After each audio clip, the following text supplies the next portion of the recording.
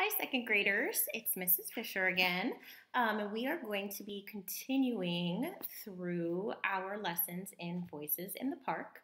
Today, we are going to be looking at the third voice in the story. But before we do that, I wanted to just kind of review the second voice from yesterday. And I just wanted to get your thoughts about what you wrote down about your point of view of the second character. And so I just wanted to share what I thought about his point of view, and hopefully it's kind of along the same lines of what you thought as well.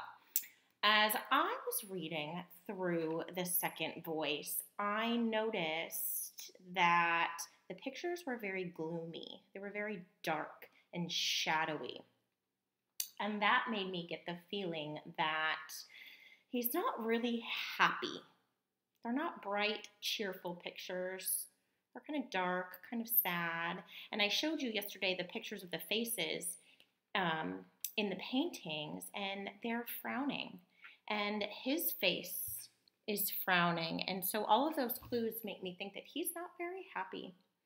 And so I hope that you caught on to that as well. And as he got into the park, on his way to the park, he said, I wish I had half the energy he's got. And that made me think that if he's wishing he had energy like the dog, he's probably feeling a little tired, feeling a little run down. And then he goes on further, and he was talking about how he's looking for a job, but he said, I know it's a waste of time. That tells me that he's kind of feeling a little bit hopeless. He's looking for a job, but he feels like he's wasting his time.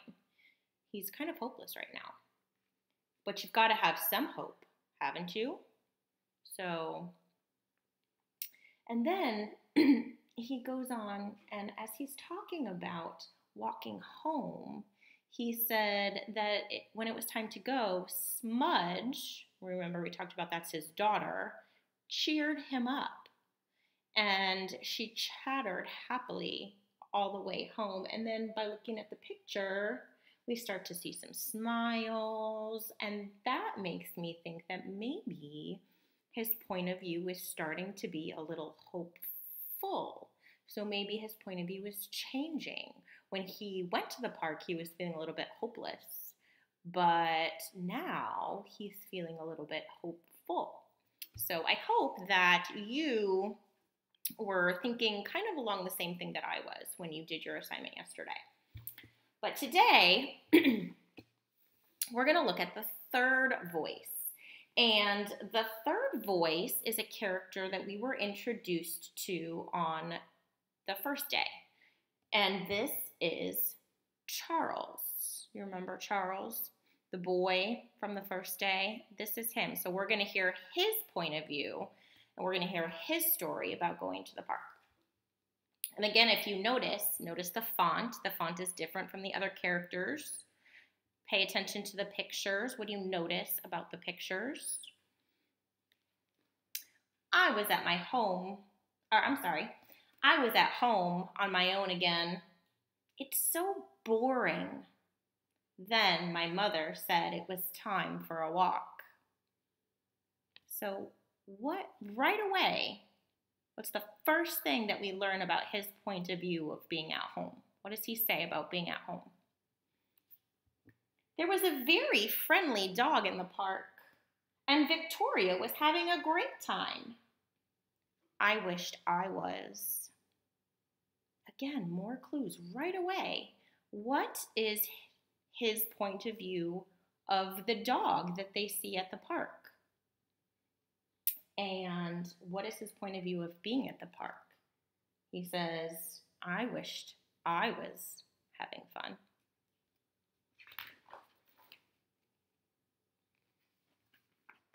Do you want to come on the slide? A voice asked. It was a girl, unfortunately, but I went anyway. She was great on the slide. She went really fast. I was amazed. So what's his point of view of this girl? And if you're paying attention, if you're looking closely, this is the girl from voice 2 from yesterday. This is Smudge. How many of you noticed that? I hope that you did. Now I want you to pay attention to his face. He's high up on the slide. What's his point of view right now? What is he thinking? What is he feeling about being this high on the slide? And then what's her point of view?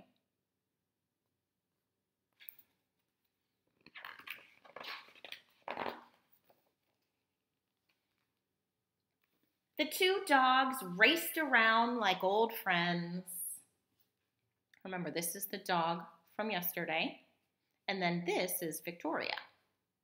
So again, we've seen these characters in the other voices. The girl took off her coat and swung on the climbing bars. So I did the same. And again, we can learn about his point of view just from looking at their faces. How is he feeling about being on the monkey bars compared to her? What's his point of view? I'm good at climbing trees, so I showed her how to do it. She told me her name was Smudge. A funny name, I know, but she's nice. Then my mother caught us talking together, and I had to go home. Now, your brain should be remembering something from the first voice. If we remember all the way back to the first voice,